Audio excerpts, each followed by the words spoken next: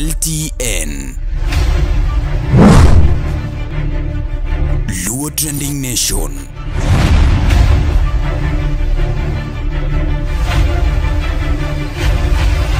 Mopandi inyenyo elela.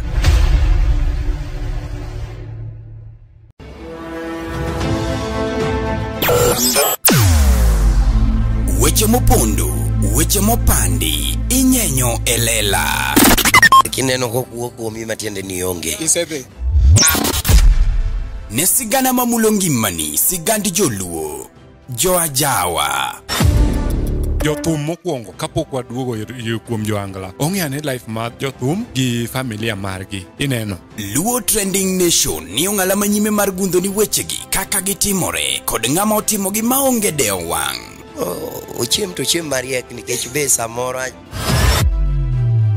Tudri kodwa seche duto, ndalo duto, kinde duto e tong wang' mbui mar YouTube, TikTok, Facebook mondo yudu wechegi kamora mora ma intie mana kar bedo. Kete mana kai. Kete mana kokidwa kete ka to bro keti gi thuon. Luo Trending Nation, LTN, the best ahead of the rest. Machiegni kendo nyakoram ga juang maen rameny piny wadhi mbele gi weche manyien. Manen ja mijinyiero Nyakalondo Maramogi FM Josephine Adhiambo mane ong'ere gi nying mar Nyakwar Nyongoche owito ngimane bang' bedo matuo kuom kinde malach. Nyakwar Nyongoche mane tiyo kanyakla gi Mosendo Bon Agria Kelo mane ong'ere kaka Nyakwar Kira kata Wuon Mbogo nokelo mor e Nyakalondo no kendo omiyo ji nyiere chendo mane otisi ne nungo piny Kiban mane thoro chiwo puonj ne oganda kokalo e yor nyiero. Para ober mana jagono ket nyingi tiger dendi.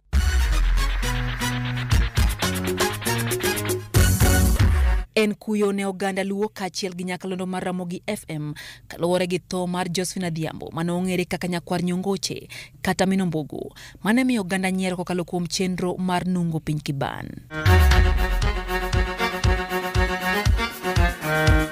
Chenro makamane biro pile ka pile kapok ochak weche manyien okinyi saa achiel gino mane miyo thoth oganda yawo Nyakalondo magi mar winjo chenro makamano. Komoke moliel tiyudo kiseketo ji to ji ne winje makochopo kanyo to ji ne winje. Kidwa ng'e kata kidhi e chiro tiwinjo ka gimine eko. Iwinjo kine eko nikech iwinjo tho Nyakwar to ng'ata to yawe jling jobet winjo radio Nyakwar Kira dwa wuoyo. Koro ngeno mi audience mar news chabe. Ana ringo ga kutieno. An ki wanga mari kutieno kala kitieno. Idiga kanye. Idiga kanye. Siasa go gabuso. Donge ma yudo ni kare kwemi wanye chai gotieno. Bang' chiemo kanini. Idok pimni mbaka moro. Watu akijalup jatend Ramogi FM Ruth Otieno kod mane en jachung' ne chenro no kata producer Beryl Atieno ma onyiso kuyo margi kuom lal mar Josephine ka gipuoye kaka miyo maratego kendo mane ni kod chuny maler. Josephine ne en miyo matiyo matek, ne en miyo mohero tije kendo nonyalo timo matek ma gimoro amora mano miye ni mondo mi otim nonyalo timo. Nokawo thuolo ne mopuonjore ma ong'e nyaka operate studio mane nonyalo timo programs mopogore opogore tene ni en miyo mane jituma ne en miyo mane keto kinda. Nyongoche ne mor. Noero ga nyiero matek. Onyiero mapi wang'e wuogi. To sana gimoro nonge chai. No kinyange ni Nyongoche. Maybe that time ne pol kwa bet gi mentality mar celebta. But en very simple. Gibon. Negi no siepe first of all. Nikech ne giromo kapok gibiro ka.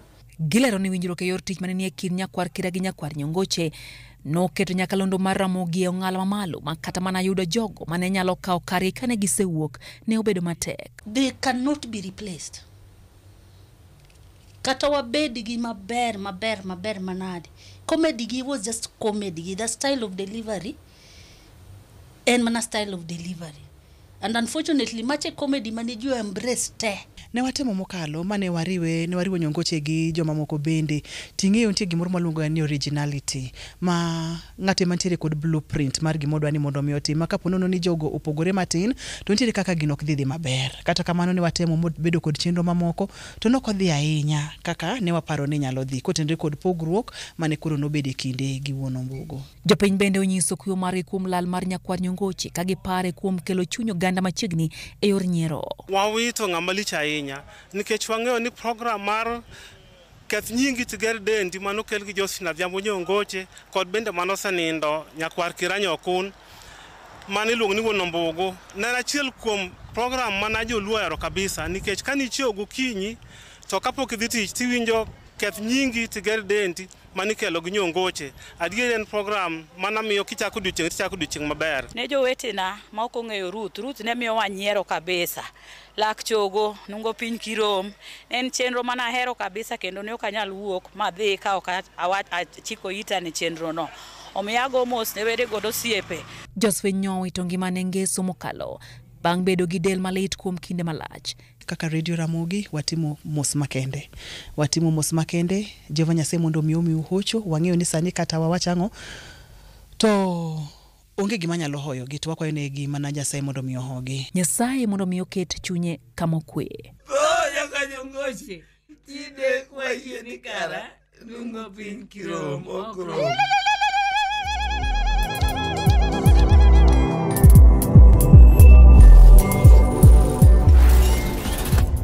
Ne oganda Luo kendo e piny Luo. Oganda wapong' kod were mathoth mapoko yangi. Nyota mag rowere bura dimo ka duond jowa modhuro bende poko winji.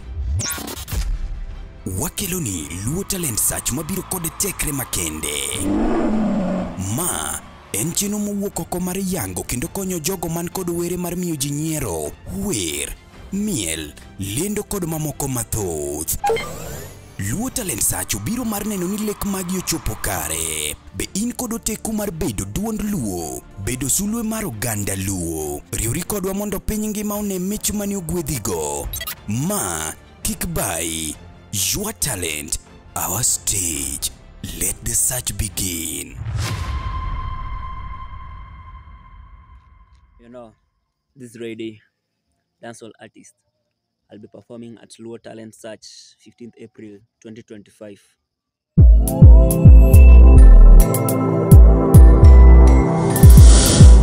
LTN Luo Trending Nation.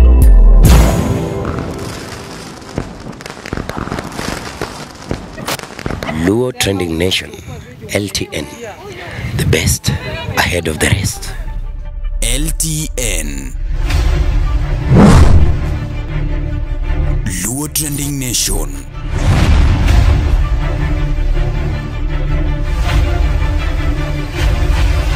Mopandi inyenyo elela.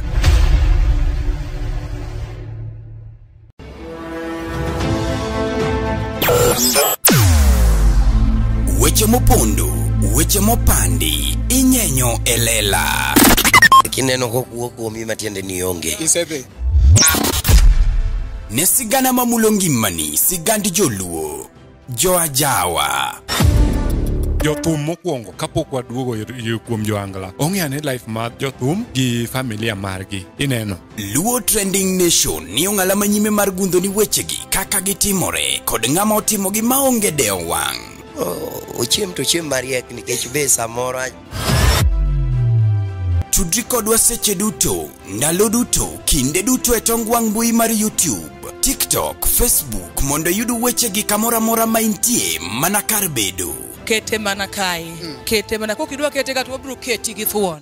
Luo Trending Nation, LTN, the best ahead of the rest.